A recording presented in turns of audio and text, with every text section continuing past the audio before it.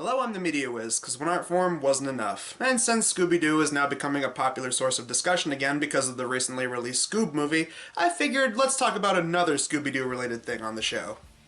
On the Media Wiz, I've previously reviewed the live-action movie from 2002, which I felt was a bit of a guilty pleasure. It's not great, of course, there's plenty of dumb things about it, but I thought I was pretty fair on the movie when I reviewed it.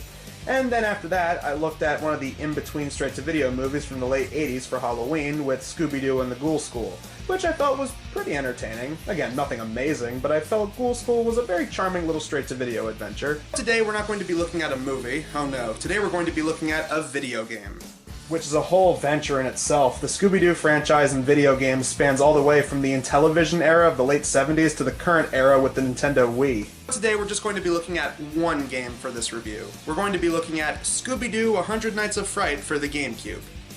The game came out in 2002, not to be confused with the actual live-action movie tie-in game, for a variety of different platforms like usual. In this case, it was for the GameCube, the Xbox, and the PlayStation 2.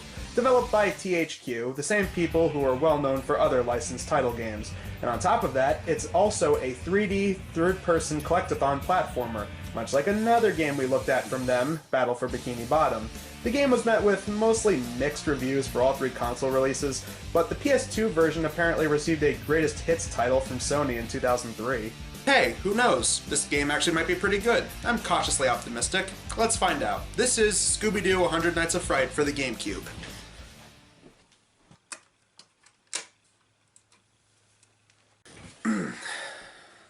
The game begins with a CG recreation of the original intro. Funny, since they would go on to do that years later with the 2019 movie. You smell that salty sea air, Scoob? You know what that means, buddy. Seafood! Oh god, that voice compression. Ew. Apparently the sound mixing isn't any better on any of the other consoles, going off of some of the videos I've seen of other copies of the game. Okay, you know what? Maybe I've been spoiled with Battle for Bikini Bottom. I mean, that game came out in 2004, 2 years after this game. Maybe by that point, audio capacity for the GameCube got a lot better. That said, this is a clip from South Park on N64, which is another game I reviewed. It's gonna cross paths with the Earth, and when it does, all kind of crazy, spooky stuff is gonna happen. Yet the audio in this game, for a console that came out after N64, sounds like this. All right, you two, don't forget the real reason we're here. I don't know. The plot of the game involves the gang being called in by a friend of Daphne's named Holly, the granddaughter of some genius inventor who appears to have gone missing. Since they arrive at a creepy old mansion, Shaggy and Scooby do not want to go inside, so the rest of the gang go inside to catch up with Holly, as Shaggy ends up going down a trap door while trying to get a box of Scooby snacks out of a tree. Later it's revealed that the rest of the gang have been kidnapped and trapped all around the grounds by the big bad of the game, the Mastermind. Ah, the infamous Scooby Doo. Allow me to introduce myself. I am the Mastermind. Hi, Tim Curry.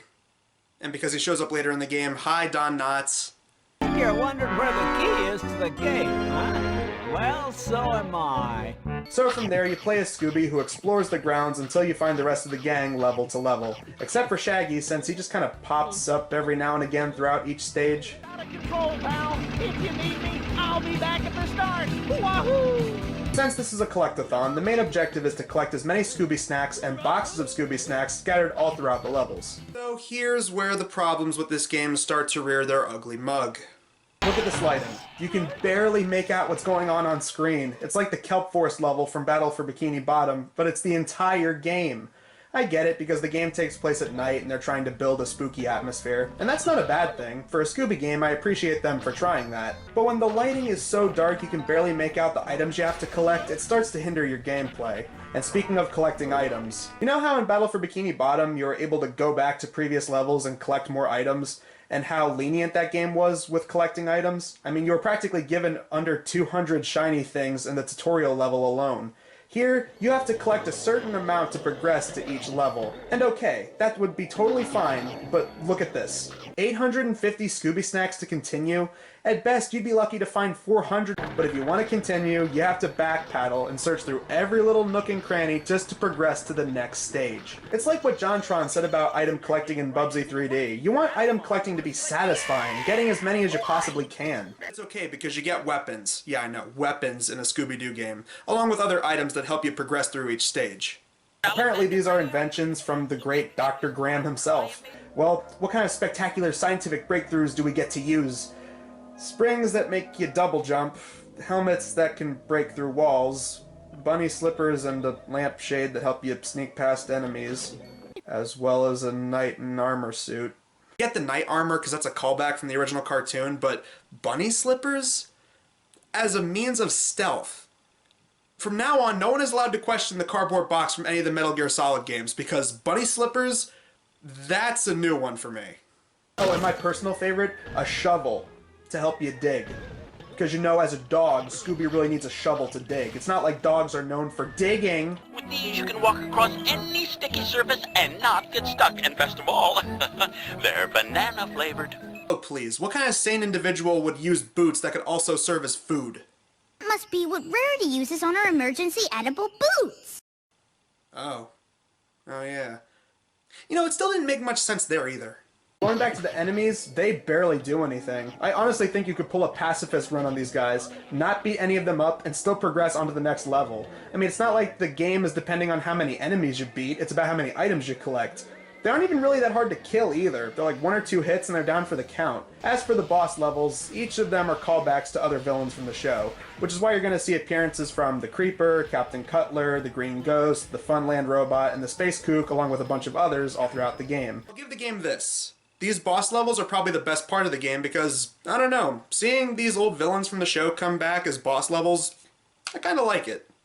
If you grew up with the show like I did, seeing these guys and facing off against them is oddly satisfying. It's like the perfect amount of fan service that's not too pandering, but just enough to give you what you want as a fan. No joke, once I got halfway through level 2, I actually considered turning the game off, mainly because I really didn't feel like continuing. In other platformer collectathons like SpongeBob or even the Rareware classics like Banjo or Conker, each level was unique and vibrant enough and the gameplay was switched up just enough to where you'd want to keep playing. Here, I just kind of felt bored since half the time I could barely see what I'm doing, barely interact with the enemies, and I had to go back so many times to get more Scooby snacks just to progress. Thankfully, through a lot of perseverance and a lot of caffeine, I actually did end up beating the game, mainly because I was going through a lot of the instruction manuals and tricks online. Alright, well, let's see who Big Bad Tim Curry really is. Let's see who the mastermind really is. It's Professor Alexander Graham! Oh, me? Oh, my. Uncle Alexander? I don't believe it. Something just doesn't add up. If you ask me, someone's playing a nasty trick. A trick of the light. Oh, pay no attention to that man behind the curtain. Holly, what are you doing there? Zoinks! But Holly's right. Oh my god. I just got that. Her name's Holly, and their family's last name is Graham. Holly Graham. You guys would have caught my uncle, and when he was sent to jail, I'd steal his super hologram invention and claim I came up with it myself. I would have made a fortune, too. That was Scooby Doo 100 Nights of Fright on the GameCube, and I can see why this got a lot of mixed to average reviews. You already know what I didn't like about the game. The dim lighting, the weird sound mixing, enemies not really being much of a threat, and the insane amount of collecting, even for a collectathon, felt way too excessive. That said, I don't feel right saying that this is a bad game. Hell, I actually felt like sticking around and seeing how this game played out way more than the South Park game I reviewed. That game was way more boring and lifeless compared to this. Being a fan of the Scooby franchise, I actually did want to see where the mystery went, and the fan service did make the experience more enjoyable. And the controls, surprisingly enough, are pretty decent, despite some of the game's other flaws, with the pretty standard controls of A for jump, B for attack, and R for run. It is a playable game. In terms of who will enjoy it, I think depends on who's playing it. If you're a diehard fan of the franchise and want another Scooby game to play, this one isn't an awful pick. But I say that with warning, because I can definitely see some people not being able to look past some of this game's more glaring flaws like I did. While this isn't a game I really want to pick up and play after I finished it, because of its shortcomings, I still can't really say I had that much contempt for this game, mainly because I have talked about games before that I felt were far worse. Oh, there are even worse Scooby Doo games out there compared to this. I mean, at least we didn't look at the game based on Scooby Doo and the Cyber Chase. Like, check this out. I'm Super Shag. I'm the media whiz, because one art form wasn't enough. Another scary night, another spooky fright, and we just might be in danger. Oh, the ghost is here, and it's always a fake. The ghost is here, there's no reason to shake. The ghost is here, oh, give us a break. It's fake.